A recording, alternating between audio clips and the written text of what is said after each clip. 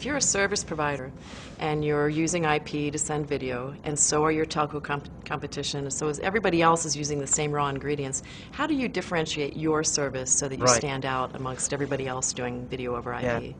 Yeah, it's actually, let me start on two fronts. One is from a service perspective, and then two is from a portfolio perspective, right? So from a service perspective, I think the desire and the goal, the ambition that we have is, one, we want to be able to bring the innovation of the web to the service provider community, right? So service velocity and the flexibility to ingest content from independent sources, right? That is the infinite sources of content that are available on the web. We want to be able to embrace that and not have to do a lot of manipulation, specific transcoding, specific adaptation work. So as much as the progress of OCAP and EBIF and True Two-Way have been fantastic, we think that the model of an a native IP-based model is far more, it's far faster, far more nimble, and the ability to embrace this ecosystem that exists and bring it in. So from a service perspective, it's critical that we'll help enable that. The second is, it's also on a service level, is that we want to be able to deliver this to multiple devices, right? So we're already seeing the need to push it to a PC, that same service, same look and feel to a PC.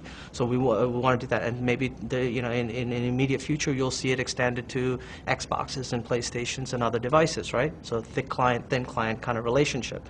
So that's going to be critical. And then the third element from a service perspective is that we want to, as the model shifts towards an IP-based distribution or on-demand model, you're going to have critical new technologies like adaptive bit rate and VBR, to be able to deliver things that MPEG isn't suited for, right? And so we want to be able to facilitate for that, because we think that on-demand is very important. So from a service profile, those are the three things.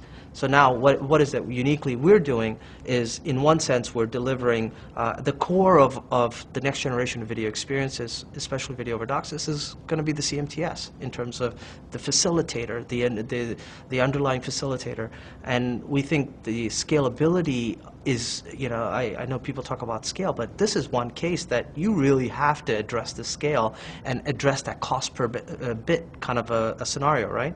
So in our latest CMTS 10K, in one sense, our scale has improved by 8x within the same chassis, same footprint, 8x improvement, and you'll see here announcements in the next quarter, or actually in this quarter, that'll talk about further improving that scale beyond 8x, right? So that's one, so scale, but then the cost per bit is also going to be dropped by at least 40 to 60%, we're anticipating. So if you really want to make this happen, that becomes critical.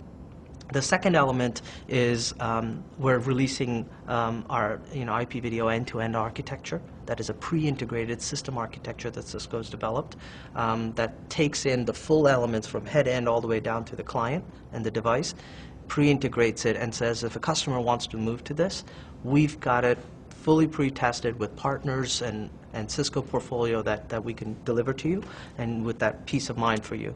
The third one is feature level. Things like what we've invested in our visual quality experience feature, which we call VQE. So error correction, forward, the adaptive control at the last mile. So when you move to IP, you don't drop packets, and intelligence is at the edge. So there are things that we are doing at every level. So there's the scale issue at the CMTS. There is the end-to-end architecture pre-validated, and then there's features like VQE and our latest AVSM, which is a video blade with caching capability at the edge of the router. So things that are very much consistent with the delivery of that end-user service.